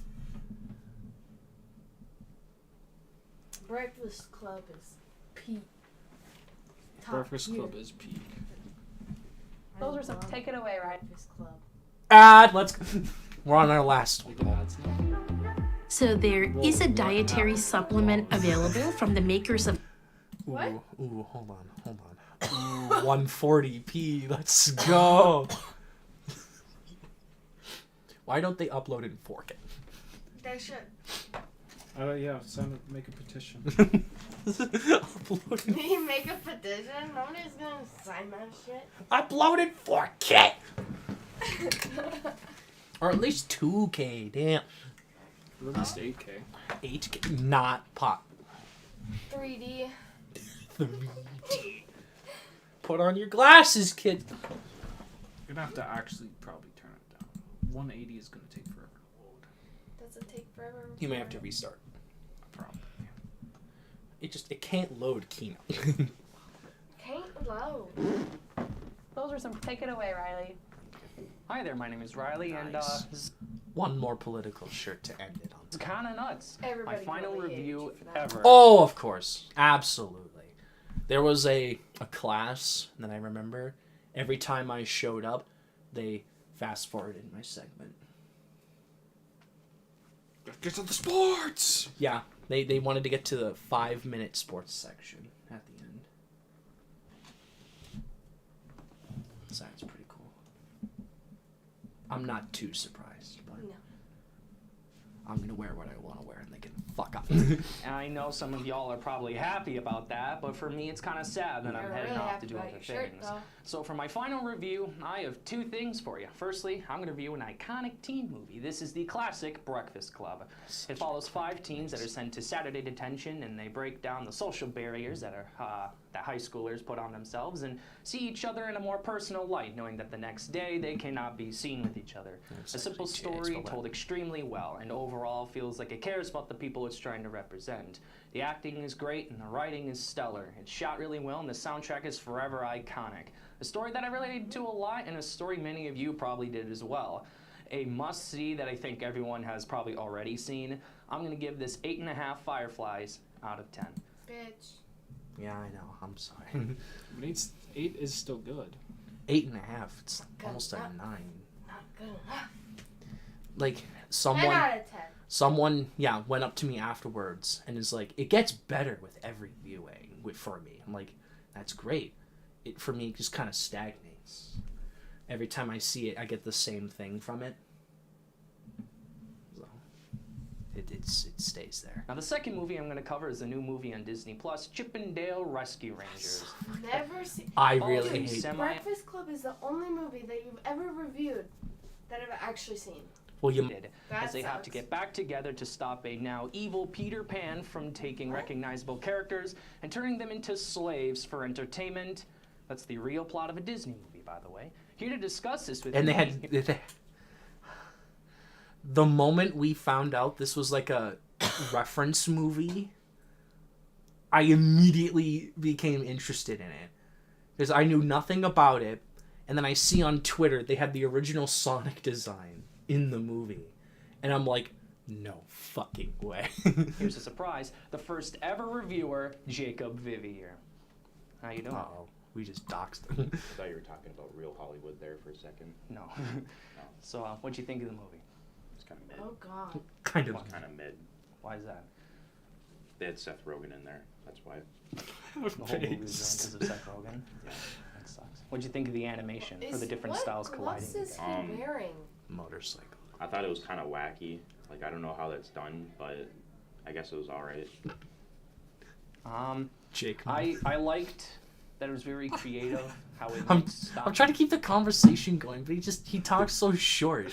Yeah. Brief sentences. motion, It's hard to 2D, keep a 3D, conversation sock with him. puppets, and how it was very dark for a Disney movie. There's like fighting rings and like people, like iconic characters are like contorted into like monstrosities in a PG movie. So I thought that was kind of interesting.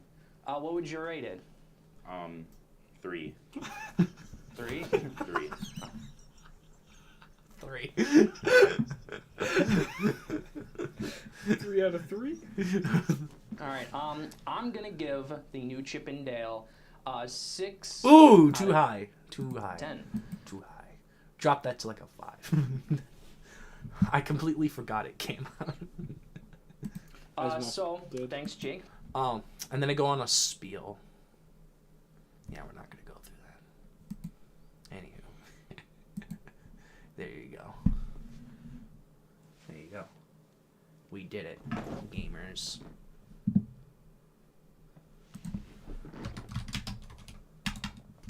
No, don't say, don't. Hey, What? What is this? A random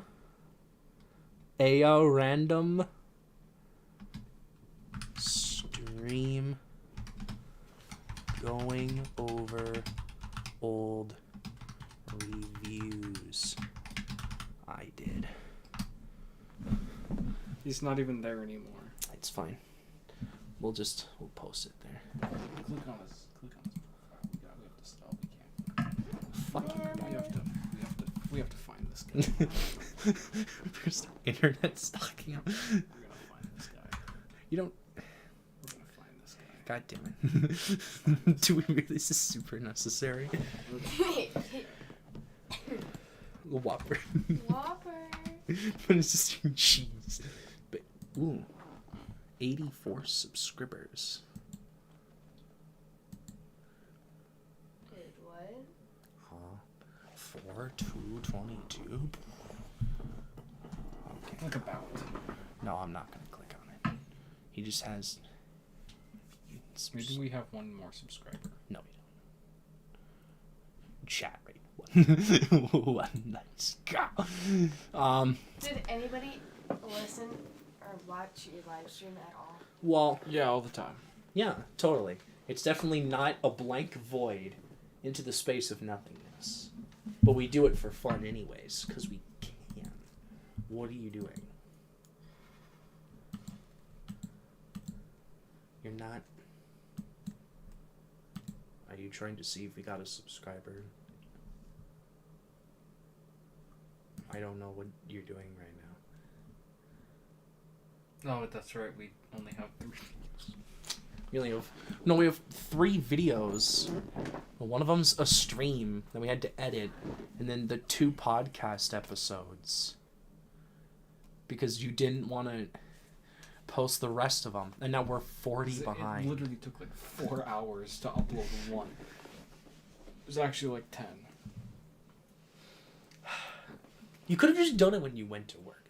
That's all. That's still a pain. Whatever.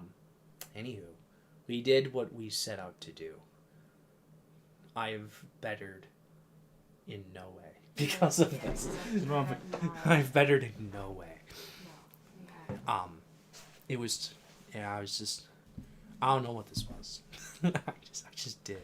Look up puzzles. No, we're not looking up puzzles. Puzzles the dude. We're not gonna look up puzzles. You're not gonna find puzzles. You were literally.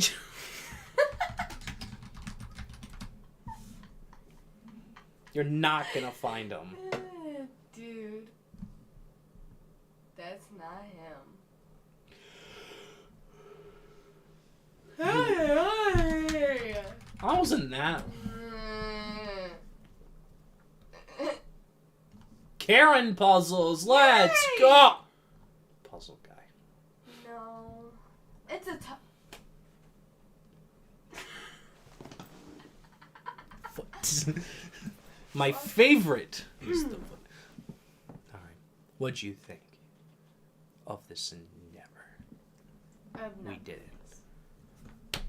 It was a thing we spent time on. That was a thing we spent time on.